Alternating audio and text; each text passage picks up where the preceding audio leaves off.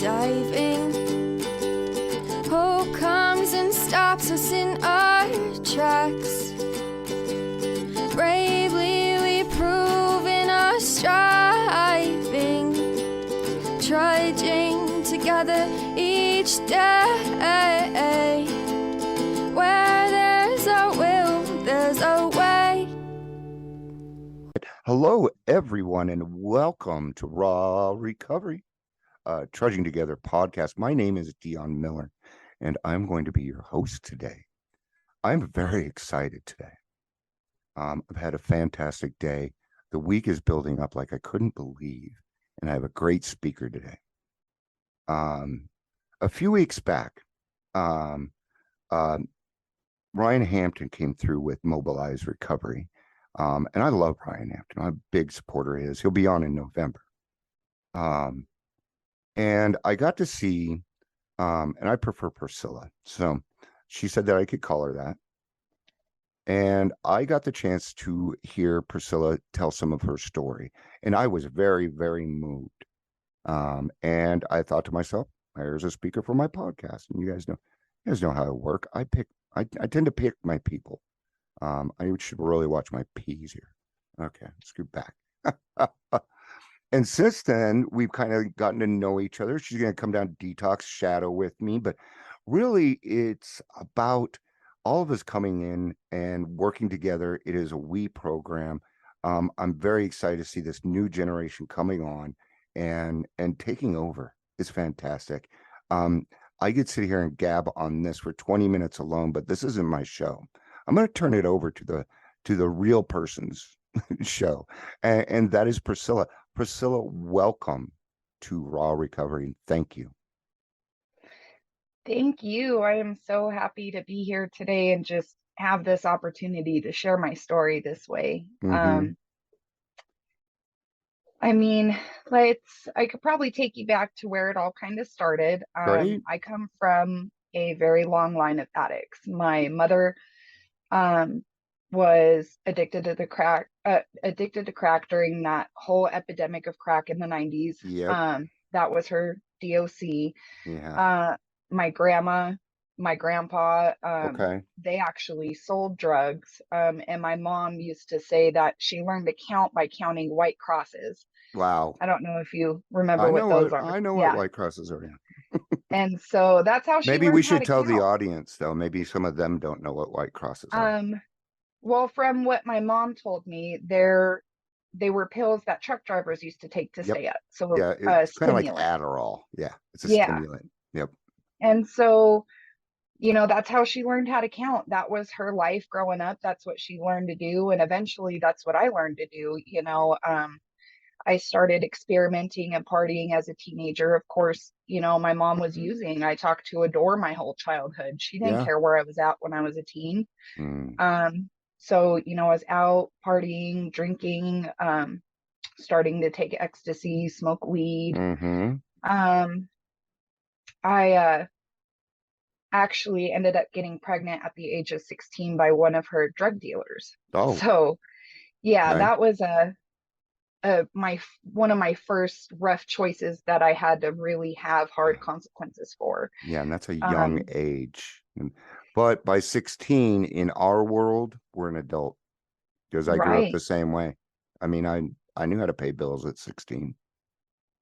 Right. And I was already out of the house for about a year at that time. Yeah, you might as well have been an adult, because exactly. you were one at that age. It's just, it's a tough time. It is. Oh yeah, big time. And it was for me for sure. I was bipolar. They had diagnosed me at about 12, 13 with bipolar disorder. That's pretty young. Yeah. And at that point I was unmedicated. Most of my life I spent unmedicated, actually. Okay. So a lot of my life I spent very unstable, and a lot of my decisions came from that unstable place. Absolutely. But I remember my sister have a conversation with me when I found out I was pregnant with my daughter, and she's like, you have three choices. You can have an abortion, you can give her up for adoption, or you can keep her. Yeah. And, for a moment, I thought about what her life would be like if I had adopted her. You know, is Mm-hmm. that the better choice? What life could I provide at 16 with no income or stable home? Yeah. But I decided to keep her. Okay. Um, and she's 12 now, doing great, thank Yeah. God. You know Um, what? You know what? Great decision then.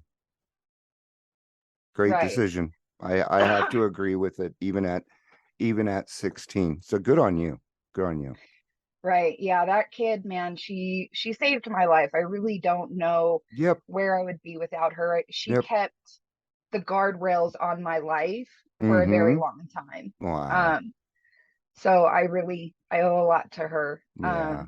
And from there, you know, I really tried to be the parent I never had to her, but I Mm-hmm. couldn't really do that. I didn't know how. Nobody Yeah. taught me. So I was, you know, of course, winging it, kind of like we all are. Yep. And, you know, I straightened up for a while, got my GED, Mm-hmm. was going to a nursing program. And then I just ended up getting into one bad relationship after another. Okay. And as each relationship ended and I got into a new one, each partner that I got with increasingly got worse, more Yep. dangerous. The same thing happened with me. Wow, that's Yeah, it's crazy how those mm-hmm. cycles happen and they grow. And you know, that's kind of what happened with me. I, Okay. you know, just kept snowballing into a worse situation year Mm-hmm. after year after year. Reoccurring problems, but each year they would magnify and get Yeah. worse. By 19, I had another child Okay. through a one night stand. So I've been on my own with my son since I've had him. He's 9 Okay. now. Awesome. Um, and so, you know, I was single for a while. I ended up reconnecting with my youngest son's dad. I have 5 kids in total. So we, Okay. we got a few more kids to go here. Just to let you know um, what's coming up. right.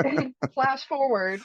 Um, but you know, I reconnected with my son's dad and I knew him from my teenage party years and I kind Sure. of liked him. We ended up getting into a relationship. I got pregnant. Um, and he just ended up getting more abusive. This was one of my most abusive relationships Okay. thus far into my life. And so I went through quite a bit through that pregnancy. He tried to strangle me while I was pregnant with our son. Mm-hmm. So at that point, I'm like, okay, I've never experienced anything like this. I got to get out. And I tried to stay away from him. And of course, you know, he was stalking me and it was a Yeah. really just dangerous situation. Yes.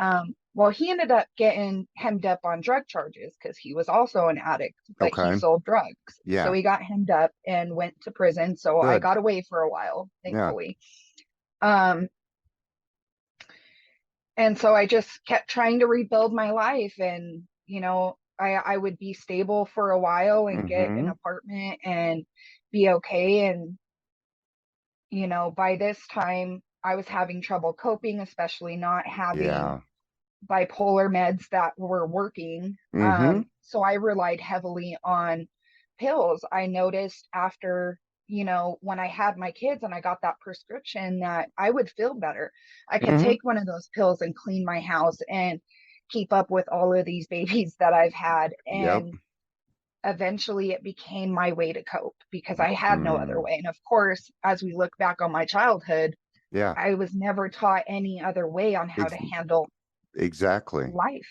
It Um, it kind of seems like we even at a young age we will build ourselves up and then it just all crashes down because we don't know how to take the next step.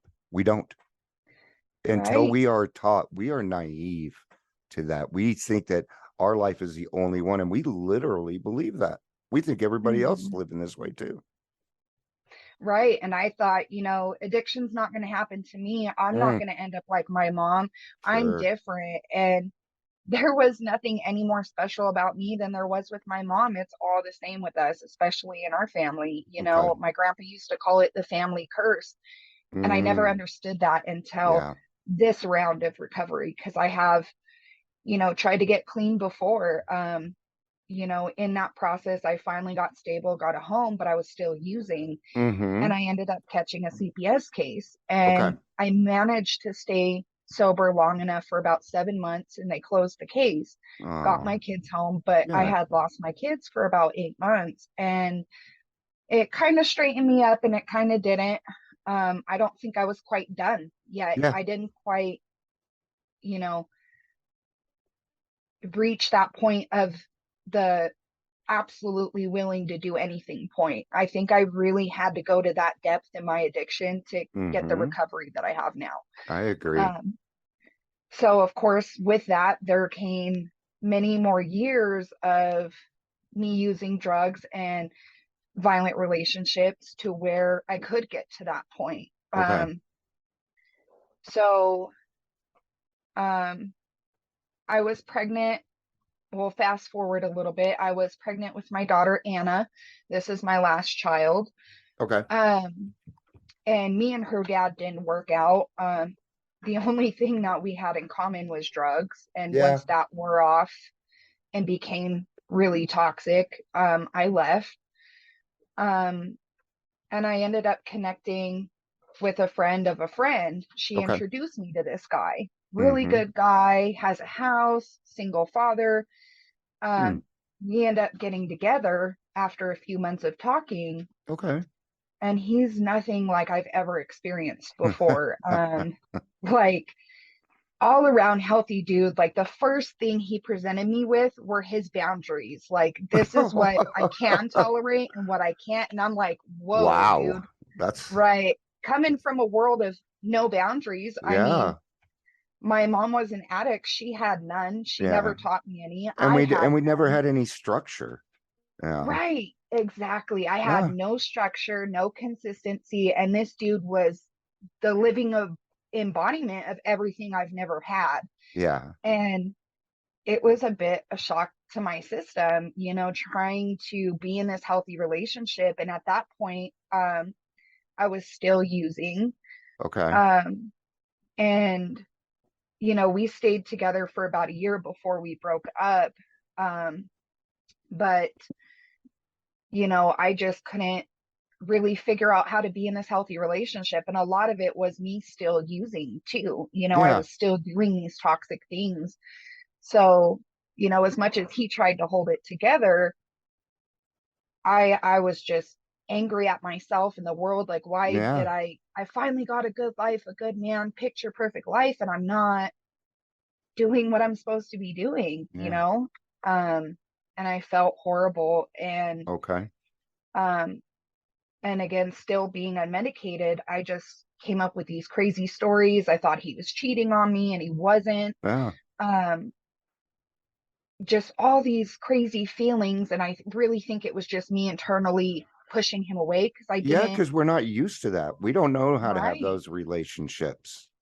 We Yeah. need the 12 steps to figure that out first, and then we're okay for that stuff. Amen to that. I mean, I really do think that, you know, without my recovery and the things that I've learned in it, I couldn't be in this relationship with him because luckily, once I got sober again, we got back together and worked it out. But I'm jumping ahead of myself here. Okay. Um, Was he the gentleman I saw you with? yeah, yep, Awesome. Okay, cool. I just yeah. wanted to make So sure. I'm it like, works out. yeah, I'm actually that made my heart very happy. I'm glad Yeah. you So, ended up with him. That's so cool. oh, me too. I am super blessed that, he had the patience enough to want to give it one more try, that he, saw past my drug addiction and my mental illness, my Yeah. mental health issues, and saw me. Yeah. And he loves my kids exactly for who they are. He is so supportive of each and every Well, one of them. you know what? I mean, I Kudos I to him. scored. Yeah. Right. Yeah. I He's a did good too. I'm man. very lucky. Oh, I That's- love that. That's my favorite in recovery. yeah. And for us to find those healthy relationships, that's my When absolute favorite. I'm at a point in my life where I can love people appropriate to the relationship. And Right. it's been a big game changer for me because now I can love everybody. I don't have to carry around all this crap anymore. And I'm free. Mm, I'm so free. right. I love that. And that's kind of how I feel too. I mean, I've been lucky enough to have so much recovery support and people in my life, and just getting this relationship back and then mending the Mm-hmm. relationship with my kids. Like, I am super lucky. Yeah, those are miracles. Those are Right. miracles. I'm a fuck, Thank you. fuck yeah. That's Yes. what I say to that. Fuck yeah. Yeah. I love that. One of my favorite words, of course. But yeah, so that was beginning of 2020 is when I left. Okay. And that's kind of when things just went downhill for me. I kind of Okay. went to hell in a handbasket from that point. Okay. So, I started using again really bad. Um, when I was with him, I was only using, maybe a couple times a week, Mm-hmm. not every day quite yet. I was on MAT treatment, trying to get sober, but couldn't quite get there. Um, but once I left there, all of that went out the window. I ended up wrecking my truck Ooh, after a night of drinking, yeah. completely totaled it. I'm surprised that I walked out of there with minimal injuries. I'm sometimes I think Um, that sometimes because I hear that all the time. I right, think it's because you're drunk and so your body doesn't react the way that it right, doesn't ridge up. I think it's because you were so relaxed. Oh, bam, you don't even know what happened. I think that's part of the reason why we get out of it so easy. right. I'd have to agree with you. Bits of that night is a blur, but Yeah. I just sense that to be true, because if we were tensed up, who knows how many Yeah. of us would have made it out of there, because there was like five of us in the car. We all walked away. Wow. Um, so yeah, super lucky. And then after that, I kept leaving my son with his grandma and his dad. His dad was out of prison at this point. Okay. Um, and I had started messing around with Anna's dad again. And at that time, he was smoking heroin. And at that point, I just kind of given up on everything. And he's like, here, try this. And so after 10 years of using Oxy, I started using heroin Yeah. for the first time. Found your yeah, it was no because I've never tried heroin myself, but from my understanding it's a pretty smooth thing from oxy to heroin. Right. And I personally was terrified of like heroin and fentanyl. Me Fentanyl had too. been out for a while. And Uh-huh. I'm like, nope, I don't want to overdose. I can't go that far. I don't know if I'm going to make it back if I try those things. Yeah. So I was always able at that point to keep it at bay, because I was too afraid of Um I going was to the this I was the same way because it was driven into my head at a young age that I had an alcohol problem. So when it came like there was one point my friends and I started to get into coke and it was a once a month thing. Mm, Then it turned into every weekend. Then they show up at my house on a Wednesday night. And I'm like, I'm done. right. I'm done.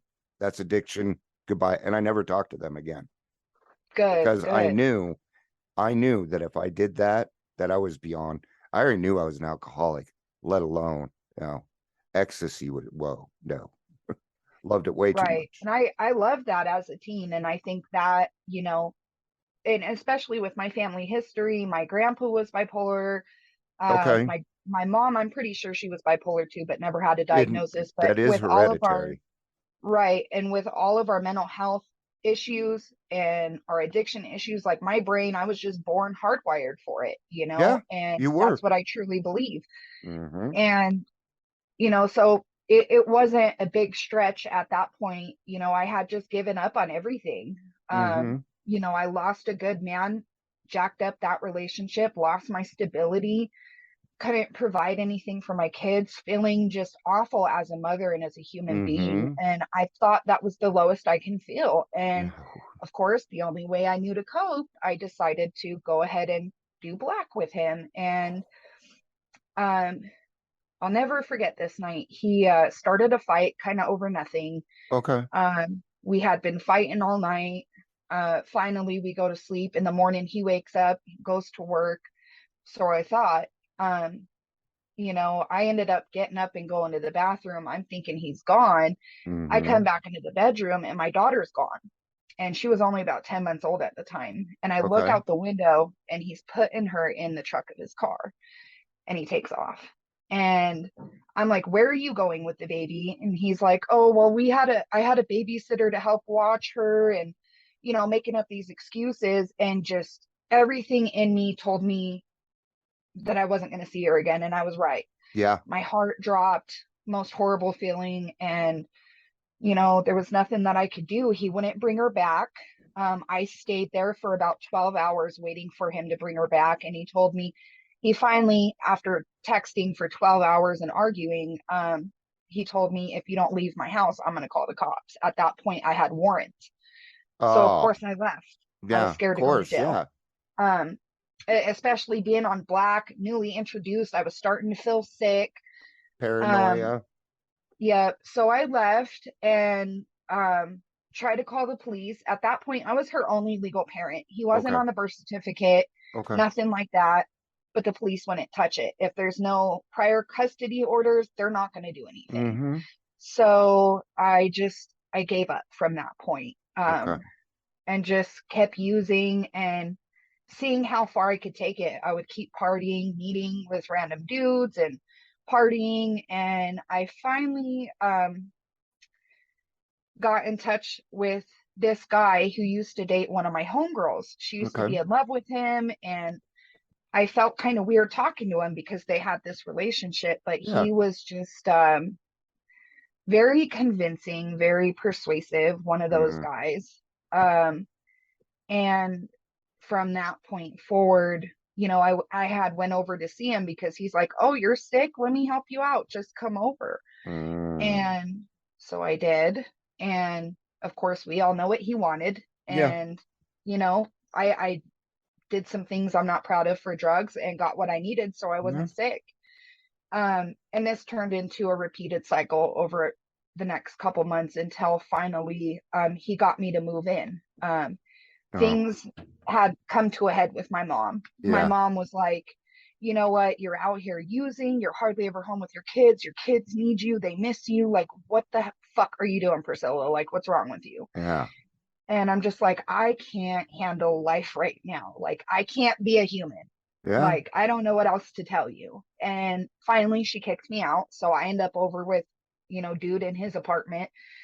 And I end up just sitting there in his bedroom closet smoking fentanyl for the next 9 months. Um, I overdosed, had to be Uh-huh. Narcan. Yep. Kind of a little bit what I shared on Facebook the other day. I had got a phone call from a caseworker saying that my daughter overdosed.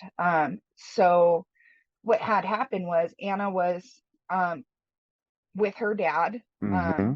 and she got a hold of one of his blue fentanyl pills and ate it. And she had to be Narcaned about 3 times. Yeah. Um, and when I found that out, I lost it. Yeah. Um, I didn't know what to do. I couldn't be with her. So to know that she went through something like that and I couldn't be there Yeah. just killed me. Um, and so shortly after that, I ended up overdosing, and that's where the Narcan saving my life came in. Yeah. We're It's a lucky to have huge, Narcan. We right. really are. I am a huge advocate for Narcan. Oh Try to yeah. get it I into want it as many everywhere. hands as I possible. want bouncers and bartenders Yes, to fucking learn. Anywhere. Librarians, anybody. Everybody needs anybody. to be, and Yes. everybody should be carrying Narcan because the opiate epidemic is so big. It is bigger than all of us. Oh yeah. Oh yeah. And what could it hurt to have Narcan in as many hands as possible? Yeah. Just And it's because you not even don't very know big. somebody in addiction, Yeah. right? Just because you don't know somebody in addiction doesn't mean that you're not going to run across somebody. Yeah, that's You it. know, you You might see never somebody, know. yeah, you might be walking down the street, see somebody go into a seizure, you know. Right? Yep. Use your Narcan. It ain't gonna hurt, but it'll Right. help. Exactly. Because you never know what that's coming from. It could Yeah. very well be an overdose. And Yeah. it's just better to be safe than sorry with that. That's it. So you just had your overdoses. I didn't mean Yeah. to interrupt the story there. No, That was you're kind of important. totally fine. I'm Um, passionate about Narcan, so I don't mind. yeah, you just had But your yeah, overdoses. so I had my overdoses, and you know, then I had gotten a call from Adams County CPS stating that they found my son in a car full of drugs and guns, and that his father left him there alone in that car for a substantial amount of time, and that he was Wow. placed in foster care. Yeah. And so that was really the cherry on top.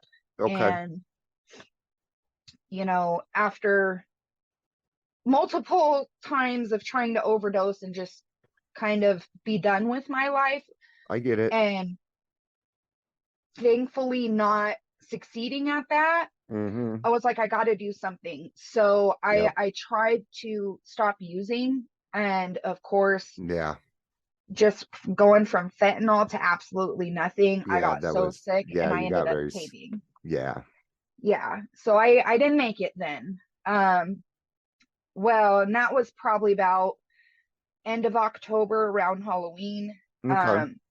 And Thanksgiving, I was getting ready. You know, we were supposed to do something for the dude's mom that I was staying with. It was their first year together after he's been in prison for so many years. Okay. So I was trying to make it special for him. Well, he just freaks out of nowhere. He's saying I'm taking too long. I can't really remember exactly what he was saying, but he was Okay. pissed and yelling.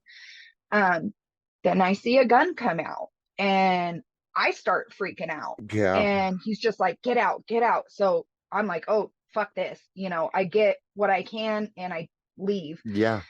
Thankfully, my sister picked me up. I Okay. called my mom, and she sent my sister, and my sister came and got me and took me to my mom's.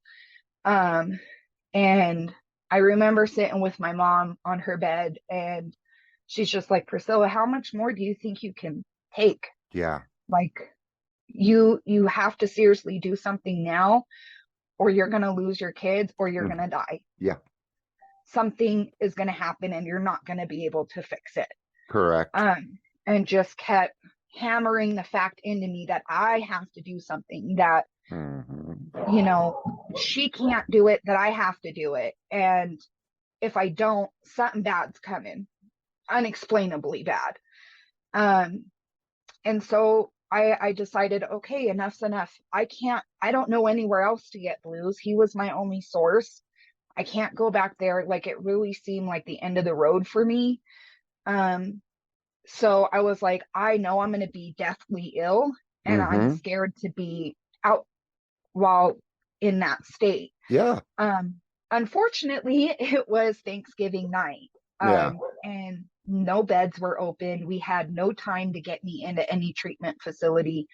So I ended up going to Lutheran ER. And right before I got there, I decided to pop a Suboxone. So Okay. I get into the ER, and all of a sudden, perpetual withdrawals hit me because of the Mm. naloxone in it. And oh my Oh. God, let me tell you, that was awful. I don't remember all of it. I remember flashes. My sister said I was basically in a psychosis. I was yelling at Mm-hmm. people that wasn't there. Yeah. I just remember feeling like I was being electrocuted from the inside out. Yeah. Like, it was Oh, just awful. what a horrible, horrible feeling. Wow.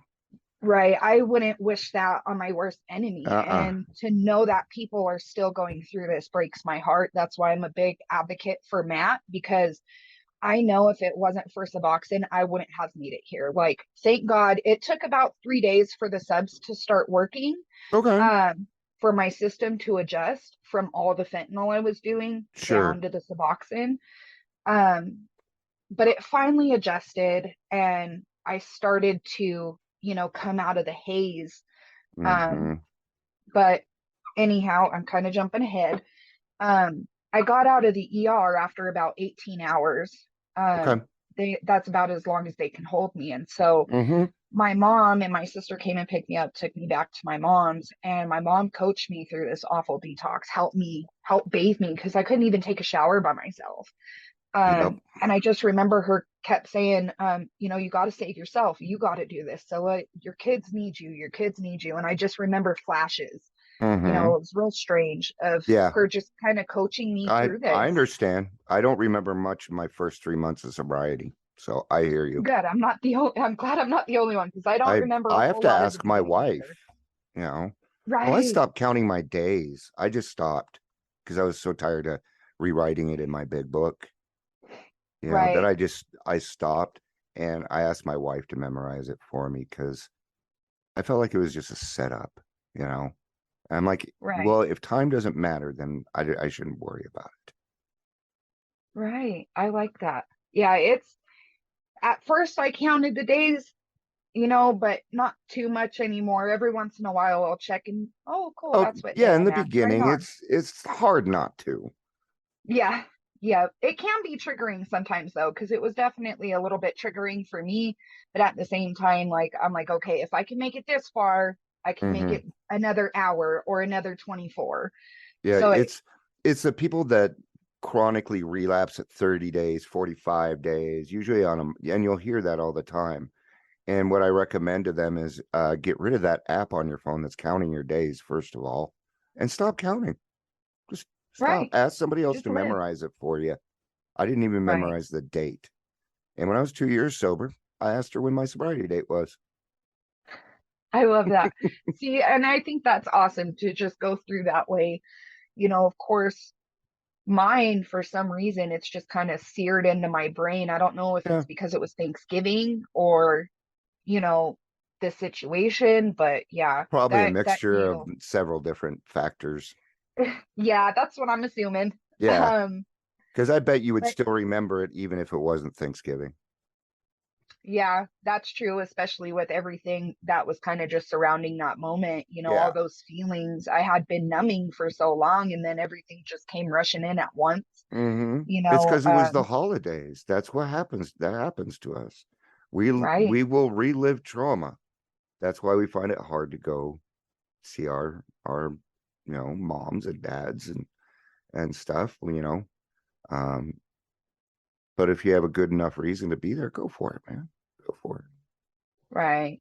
Well, and I'm definitely like anything that I go into, especially with family, it. Uh-huh. I have a plan, Yeah. and I have an exit strategy. That way, if it becomes way too much, I can get the hell out of there. Because Yeah. sometimes, I just gotta go.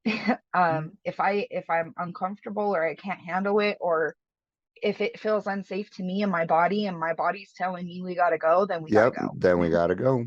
Yeah. Yep. And we gotta listen to our I I it sounds like I'm 2 years old, but I listen to my tummy, man.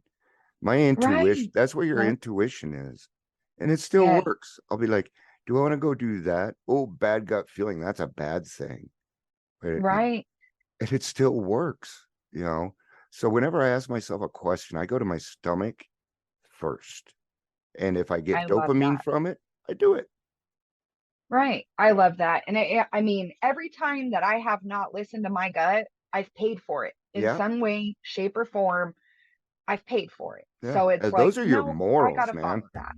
Yeah. Right. Intuition is And your that's morals. really like learning that in recovery really taught me my boundaries, what my Uh-huh. boundaries needed to be, listening to how it felt in my stomach. Like, is this something that I need to put up a boundary around? And my body would tell me what was good and what wasn't. And Yeah. I just had to learn how to trust that. And I'm still learning to this day. But Yeah. yeah, definitely a huge piece of my recovery for Hmm. sure. That's awesome. Um, but yeah, so she coached me through this detox. Um, it was awful. Um, I ended up going to my older sister's house a couple days after because my mom was really sick and she Okay. wasn't feeling good, and it was a lot having me there. Sure. So I went to my sister's house for about a week to kind of finish recouping, getting in a different environment. And from there, that's when I reconnected with Terrell, the Okay. healthy relationship that I was Yeah. with before.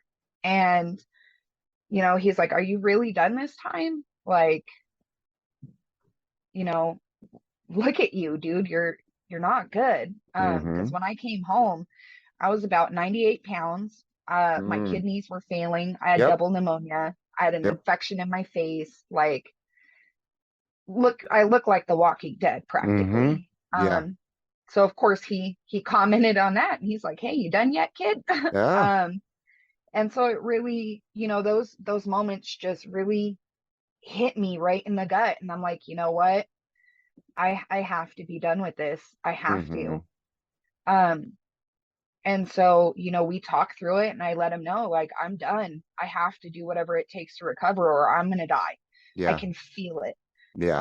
I can't really explain that feeling either. It's so strange, but I could Mm-hmm. just feel it. I knew that if I kept going, that I wouldn't be here anymore. The psychic Um, change. Yay. right. Yep. And I think that's exactly what happened in that moment. I finally got to the depth of my own personal hell to where I Mm-hmm. would finally get to that willingness point that everyone talks about Got it. Yep. to change. Mm-hmm. I had to go to that extreme to get to that willingness. Yep. Um, I'm going to put us on a pause real quick. yep. We'll be back to the show. 1 second, folks. All right, we are back. Dion had to take care of something. I didn't want it to interrupt. So we're going to get back to Priscilla here. Thank you for letting us take care of that, even though it was like 5 seconds in your time. All right, you're back up. Alrighty, so let's see, we're probably about oh yeah, I was talking about Terrell. Yes. So yeah, me and Terrell rekindled, and after, about a week of him coming over and talking to me consistently, he decided to ask me if I want to come back home. And Hmm. of course I was like, yes, hell yeah. Yeah. And so at that point I only had my oldest two children. Okay. And so me and my oldest two moved back in, and from that point on, I rebuilt my life, and that's where my recovery started. Wow. Um, for the next couple weeks, I was absolutely just miserable trying to put myself back together, living without my youngest two kids, going through yet Yeah. another CPS case. Yep. Um, and uh, that's when I called, or no, I'm sorry, I'm getting ahead of myself. 3 weeks into my recovery, my mom had overdosed. Um, Okay. so we, showed up there, and, my dad and my mom and my aunt were all partying, and my mom decided to use after, I think, about 12 years of recovery. Yeah. Um, and so it was a bit of a shock to us, but at the Mm-hmm. same time, I kind of felt like it was coming. Okay. She, was really depressed and really, really sick, and she had been for a really long time. So the signs were And there, huh? yeah, exactly. The signs were there. Okay. She definitely mentally relapsed before she physically Oh, relapsed, yeah. and the signs were definitely there. I just didn't have the skills at that point in time, or the know with all, to even recognize any of those. Mm-hmm. Now I do, thank God, but at that point I didn't. Um, So unfortunately, we lost her, and I knew that day as they carried her out of the house, just everything in me, that it was that God moment. God was telling me, if you keep doing, if you use again, this is going to be Marilyn. That's you. This is going to be Anna. Yeah. That's you in That's that you and moment. everybody following you. Yep, Absolutely. exactly. It And is. it was just such a profound moment in time. Like, it just gives me chills talking about it. Yeah. I'm just so grateful for that moment, because that's, the times that I'm most triggered or having the hardest times, that's what I remember. Yeah. That's what helped change my thinking into chasing my recovery as hard as I chased my addiction. Yep. That's what got me my recovery that I Mm-hmm. have today. So I'm glad for that moment, even as shitty as it was. I needed And it, it was a sign. It was a sign from God that it's time to break the generational curse. Yeah, exactly. I That's love what he that. was telling you. I had been taking my mom's pills for years. We had did pills together, so I Sure. really don't think my recovery would be what it is today if she was still alive. And I kind of feel like, in a way, she was sacrificed for my recovery, so to speak, You but never know. I God just think God does what it God happened the does. way it had to. Yeah. Yep. I agree God with did you. it exactly the way he had to, and that's just what it is, and I've had to learn to accept that. Mm-hmm. But that's, the foundation that I built my recovery on. Yeah. So I knew at that point that I had to create a life that I was actually happy in, that I could tolerate, because if I didn't, that's where I would end up. Yep. Um, So I was about 90 days in recovery and I was fucking miserable. Okay. Absolutely So miserable. right on track.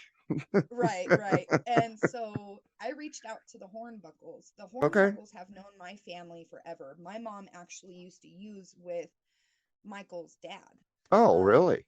yeah, Wow. so they were close. And my mom adored Michael and adored everything that he was doing over there, as they do. Mm-hmm. And so I decided to call him and I'm like, hey, I need help. I need coaching. Like, any way you can help me. I'm just at 90 days and I'm miserable and I know this is not it. I Mm-hmm. know this isn't it. This can't be it. Because if this is it, Mm-hmm. I'm fucked. Yep.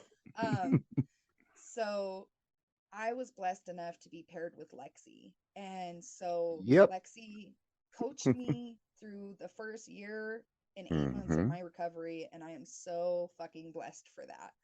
Um, I love Lexi. but she I helped love her. me, right? Me too. She's the best. She helped me through the process of getting on mental health meds. Now, I had been a guinea pig before, trying all kinds of different meds for my bipolar. Nothing worked. Um, but she helped me figure out what I needed to do to get on medication. And so Okay. I ended up going into Aurora Mental Health and I Mm-hmm. stayed there for about 5 days and they got Mm-hmm. me on a set of medication that worked Yep. really well. And I've been stable for 2 years now, Wow. almost 2 years. Look at that. Yeah. On So meds. I'm really, really blessed for that one. But yeah, I did that stay at Aurora Mental Health and Mm-hmm. everything's just been getting better one day at a time from that day. That's I awesome. fought the CPS case, did everything that they needed me to, and Yep. I got my son back. They Woo. closed the case. Yep. Um, they were actually trying to adopt him out, and I hit him with my recovery, and they were like, "Oh, never mind. Here's your son." Yeah. um, Well, they'd much rather give him back. They really would. right. Yeah, and so I got him back about 8 months after. And both my babies came home the same week. Oh. So I had started a court case for Anna because I had Okay. to do that through custody case. It wasn't through CPS. Okay. So I filed the paperwork, got that going, and that call from the judge that we had our court date with Mm-hmm. me and her dad for everything that's happened basically Yeah.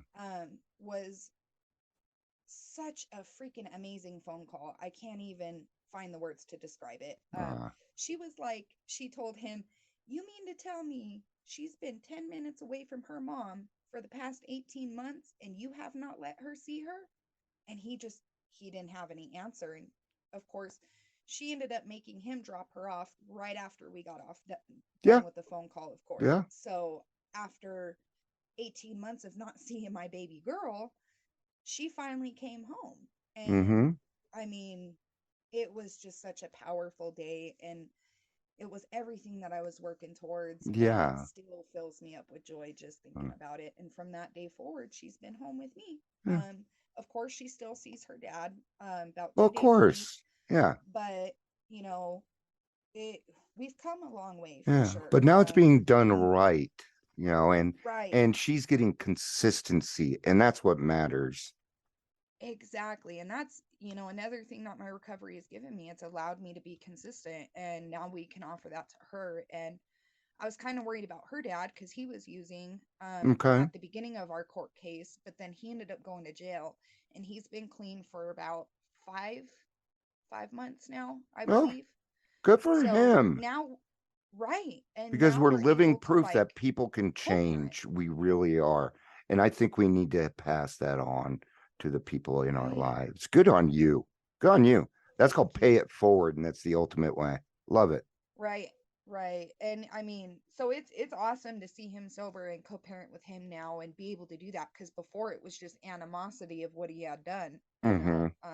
and yeah, so it's been a long road, but I'm just really grateful to be here. And Lexi, she had introduced me to Gladiator Group. That's how I got into hard beauty. Oh, okay. I needed something to do. Yeah, As you know, once you get into recovery, you kind of don't really have anything to do. it And is. so Yeah. I started showing up to their meetings one after another, and I just was so drawn to their group. Mm-hmm. And after every meeting, I noticed I felt fulfilled and I was happy and I felt connected with these women. Mm. And so I just started joining every group I could, and I built Yeah. my recovery around it. And they, helped me recover for my Yeah. first year in recovery, and they still do. I still go to these groups. I actually get to Absolutely. run one of them now. I'm super That's lucky. what we do though, is, Right. we grow up and then we pass it on. You can't keep it unless you give it away. Right. And that's exactly what I'm trying to do, is just pass it on as much as I can, get Mm-hmm. my story out there, talk with others. I am so blessed to do what I do now. I get to coach other people and help Yeah. them find their recovery. Of Mm-hmm. course, they got to be willing and ready, but I get to walk alongside people and Mm-hmm. watch them grow and, have their own epiphanies and own reflections in recovery, and watch them grow into these amazing people Mm-hmm. and There create the life that they want. there's And I'm just nothing super grateful. better than being a guide. And yeah, my sponsee, he's coming up on a year, and I was scrolling through Facebook the other day, and he's having such a good time with his friends. And he came from such a year ago. It was horrible. I mean, he was on death's door, and just to see him out Mm, there having fun with his friends, so genuinely fun and sober, it made me cry, man.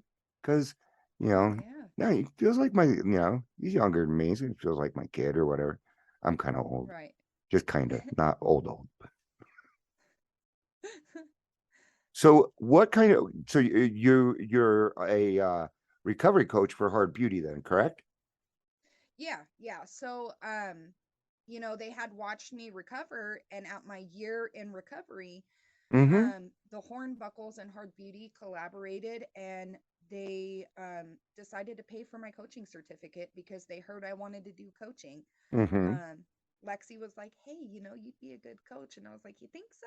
Yep, So I started I'd thinking agree. about it, thinking about schools, Mm-hmm. and they just surprised me with it and was like, "Here's a scholarship, kid. Here you go. Yeah, Let's see what you can do." And it's been history ever since. All I can do now is just keep showing up. That's what yeah, I keep doing. I just keep showing up to these things, keep showing up for my clients, to these yeah, recovery events, and just being me and showing what recovery can look like. yeah. My path has been very different from a lot of other people's. Sure. I've used mat. I have 5 kids. My story is also very relatable. So I just Mm-hmm. try to show up and be as me as I can possibly be. So that way, you know, hopefully I can be a light to somebody else who's Yeah, sitting there in that dark place. yep. That's We all I can, can hope for. recovery is where bullshit dies and loneliness vanishes. And Yes. there's nothing like walking in a group and feeling home, and Right. anybody that's listening that's an addict or an alcoholic is going to understand exactly what we're saying. We don't even need to describe it. But when we talk Right. about loneliness, we're talking the pit of your fucking stomach just turning in itself inside out. Okay. Hmm. That's just the beginning. That's just a start. From there, I can't describe it. It's just horrible. And Right. thank God there's a way out. Thank God, man. Um, Oh yeah.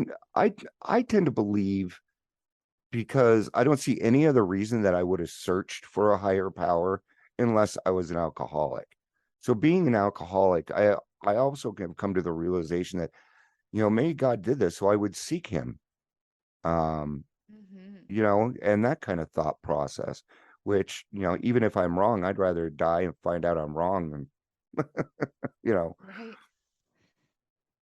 Exactly. I mean, I'm just so grateful that, I've been able to find God in my recovery and the community that he's given me. I have a team of women. Well, not even just women now. We got men too. mm-hmm.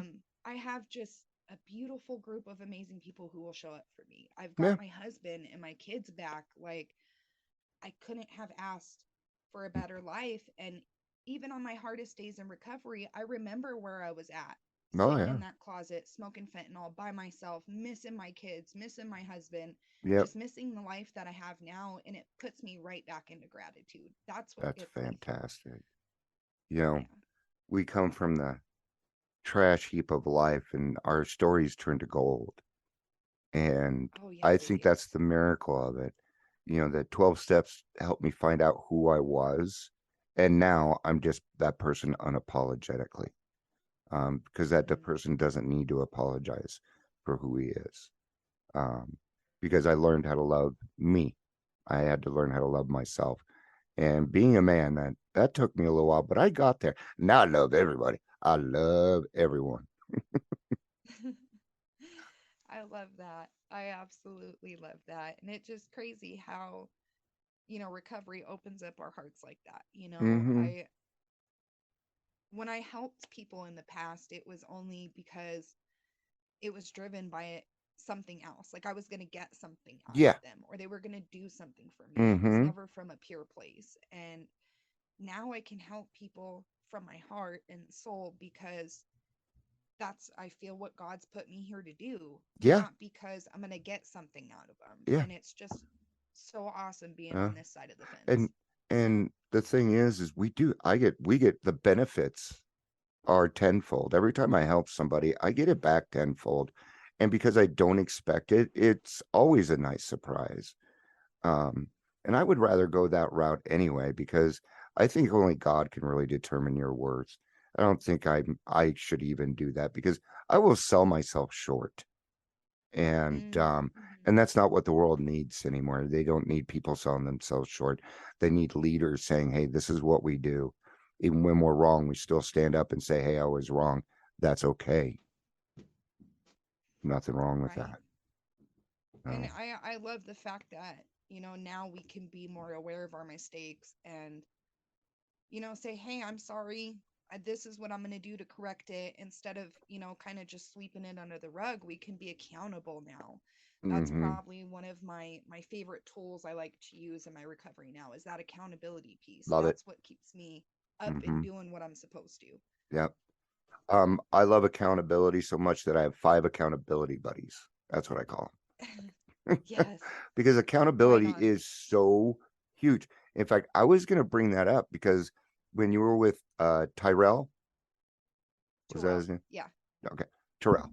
Um, you had said, okay, because I noticed something. You said that you were down to like 2 to 3 times a week because he was keeping you accountable. Hmm.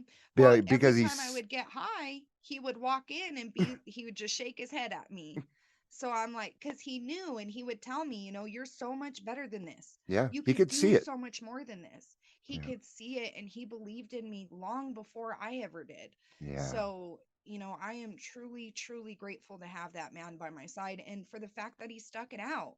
You yeah, know, um, Even after I left him and caused all kinds of drama and shit, he still, was like willing to open up his mm, heart and his home to let me come back. And thank God he did because who knows where I would be now, especially with 4 kids. well, and I really like talking about this because my wife did the same thing with me, and it was just encouragement as much as she could, right? Um, Mm-hmm. she was my high school sweetheart, so she knew me when I got sober the first time when I was 18, and she would tell me, Dion, I know what you're like, and I'm going to continue to love you until you decide to do that because I know the sober Dion, and I know that they say, and and and of course, this is my opinion, but I think that you can get sober for any reason. You're going to do recovery for yourself. But the reason that you got sober, I don't, if it has depth and weight, that's all that matters. I got sober for my wife and kids. I couldn't do it for me. I didn't love me. I wanted me dead. I had no Mm-hmm. respect for me. And so I had to use that. And that kept me accountable. It did. Right. Because people were like, sure, you die for your kids, but would you get well for them? That's the one that hurt. That Yep. was the one that hurt. That one got me too. Yep. Yep. It's like, maybe dying isn't the ultimate sacrifice. Yeah. Yeah, very true. I think living is definitely a greater sacrifice than, you know, taking the easy way out, so to speak. I mean, Hmm. I try to be more trauma informed, so I don't like saying taking the easy way out, but that's how I felt in that moment in Sure, time. sure. Yeah. And it's funny how our verbiage starts to change. I doubt Oh, you yeah. talked this way 2 years ago. Oh, no, definitely not. Terrible. You'll be like, Matt, what's that? I don't know, Matt. Who's that guy? You know, Right, right. who's this Matt with one T? Where I did, he's all around. He's everywhere. He is. Um, that's actually something I need to educate myself on a little bit better is Matt. Um, I loved my alcohol. So that's kind of the course that I know. Um, do you have any words of wisdom or anything that you'd like to say as we wrap this up? Um, the one thing that sticks out for me is you have to chase your recovery as hard as you have chased your addiction. Oh, sorry, hang Hallelujah. on, my headphone fell out here. There we go. Um, so yeah, you have to chase your recovery as hard as you chased your addiction. Yeah. Um, to me, I feel it took us a lot of practice. It took us, Mm-hmm. so many tries to get really developed in our addiction habits. It's going to Yes. take us just as much, if not more, the same amount of work and practice in recovery to get it right. Mm. And You know, and that and includes slips and relapses. exactly. Yeah. And, every journey is unique and your journey is valid no matter what that looks like. Thank you. Yeah. I'm a true believer that everybody's story needs to be told because Yes. when we share our experience, we provide hope. We are no longer dope dealers. We are hope dealers. We are Yes. walking, breathing, living, reborn miracles, right? And Hmm. even though you're on your meds for bipolar, I mean, it says in the big book, right? There are some of us that have mental things, but if we have the capacity to be honest, you can live a normal life. And Priscilla and I are living examples of that we live a very balanced life. That includes family, it includes our friends, it includes alone time, it includes our AA, it might be celebrate recovery, you know, whatever path you have chosen, go for it. Just do it. Tack, tackle that motherfucker. Just do it. I mean, wait a minute, I was thinking the Broncos defense. Um, bad joke. Um, and that's fantastic. Thank you very much. That was great. Yeah. So, all right. Well, Priscilla, this was great. I had a lot of fun talking with you, and I'm looking forward to doing it. So Priscilla and I have been talking, and she's gonna come follow me around a little bit at Detox, see if it's something she wants to do. But I have a feeling she's gonna be involved with a lot of our outreach.